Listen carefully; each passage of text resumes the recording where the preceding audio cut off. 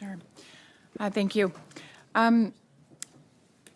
Bouchard, Travis Danraj, I'm sure you're familiar with him, of course. He worked for the CBC. He was the host of the show Canada Tonight. He aimed to give multiple voices and different perspectives an opportunity to share on his show. But unfortunately, due to the culture that was created within CBC's workplace, he was forced to resign. And in his resignation letter, he described CBC's workplace as facilitating a culture of, quote, retaliation, exclusion, and psychological harm, end quote. How do you respond to these allegations? Well, as you know, Mr. Danraj has filed a complaint to the Human Rights Tribunal. So unfortunately, I'm limited in the comments that I can make because we're going to hear the evidence at that tribunal. I'll just set the record straight right here. At this committee, you do have the ability to be open and honest here, and everything that you say here, of course, is kept in confidence and it's not usable in court. So I'd be curious as to how you would respond to that. Well, this is not my interpretation of my responsibility. We are in a court litigation or a quasi-judicial tribunal litigation. With respect to that process, I will reserve my comments. Is it true that there's a culture of toxicity at the CBC? That's not what I've experienced. Now, you may know that I've worked with the CBC prior to coming back as the CEO. I worked there for almost 30 years. I've been away for 10 years. And since I've been back, I've been traveling and meeting with a lot of our employees and a lot of stakeholders. I've not witnessed what you describe as a culture of toxicity. Those were the words of a former employee, actually. Those are Travis Danraj's words, not my own.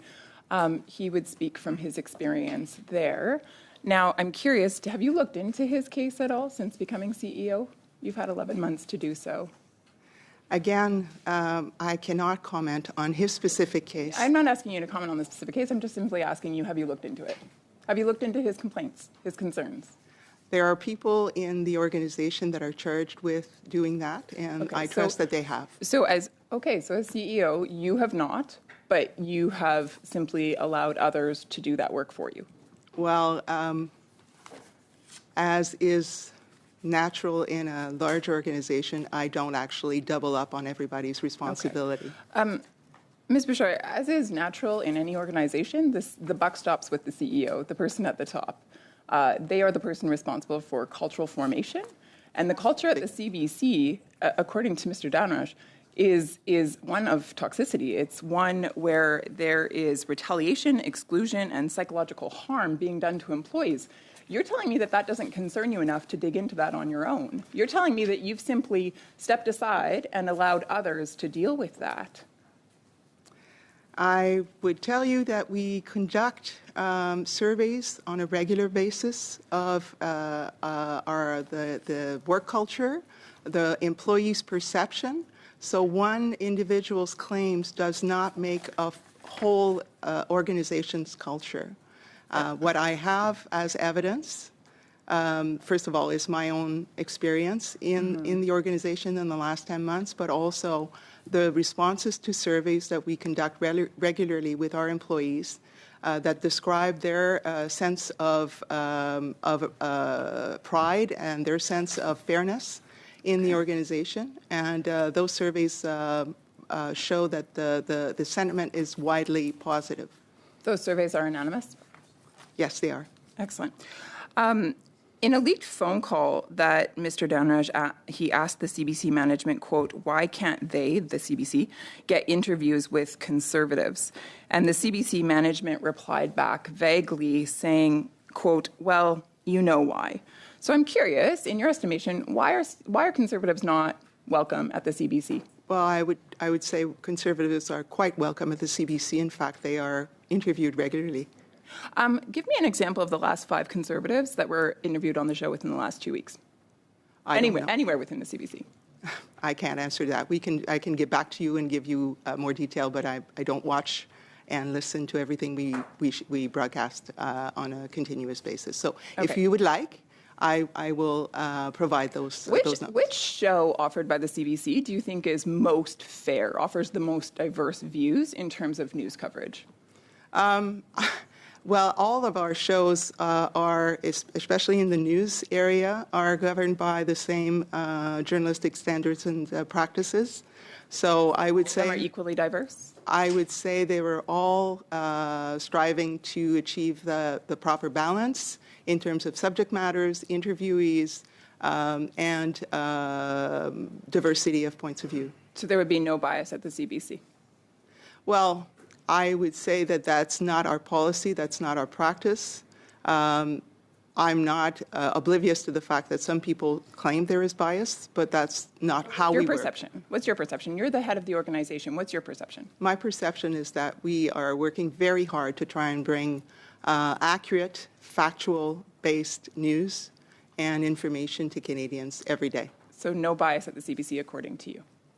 No bias according to me. Okay, interesting. Thank you. Thank you, and thanks for being here, Madam President. I just wanted to tell you a little bit about myself. I've got a great interest in the media myself. I was a journalist for 3 decades before getting into politics. I was also the president of the Edmonton chapter of the Canadian Association of Journalists and a national director of that association. And that association is all about trying to make journalism better. I think that that's a driving passion of me to this day. I think we need better journalists. We need more of them. And we need them to be balanced. Now, we've heard allegations from Travis Dunraj, who is not some rookie, some kid. We've heard allegations from your former employee that CBC was not balanced and is not fair and objective. How do you address that severe criticism? What do you say to that? Well, I say that we strive to be balanced. Are we always, every minute of every day managing that? It's impossible to do that on every minute. But overall, we are striving to be balanced.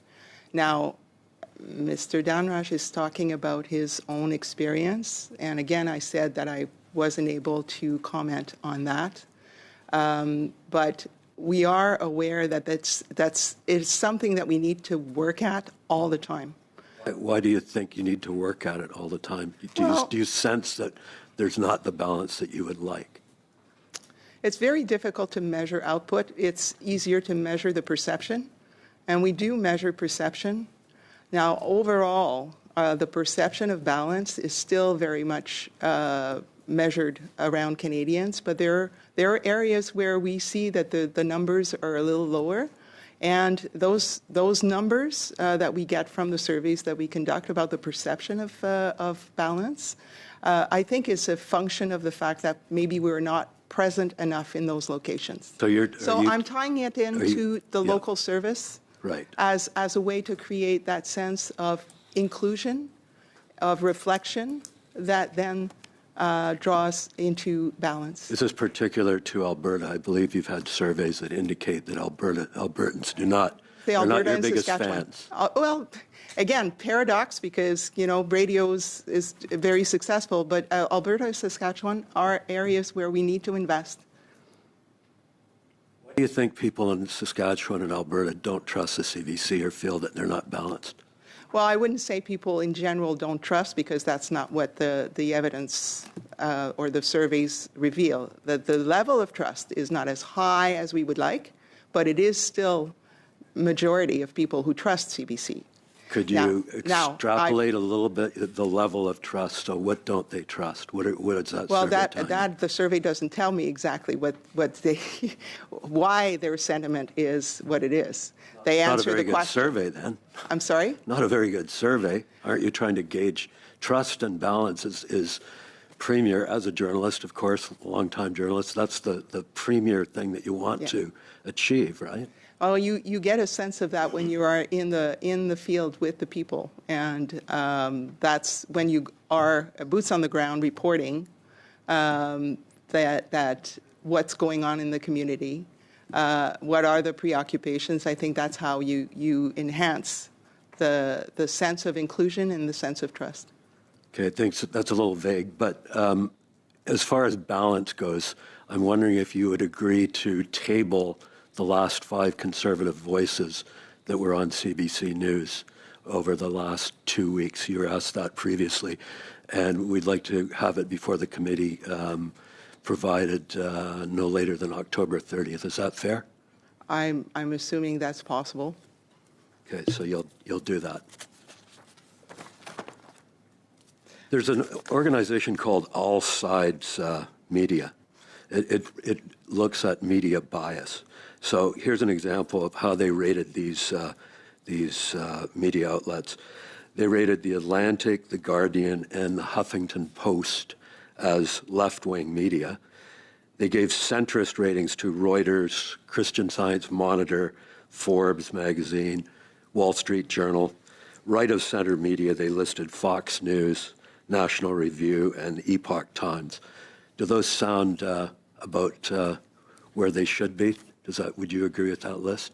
Well, I've seen those kinds of surveys, and it sounds about what I've seen from those surveys. Okay, so. And over to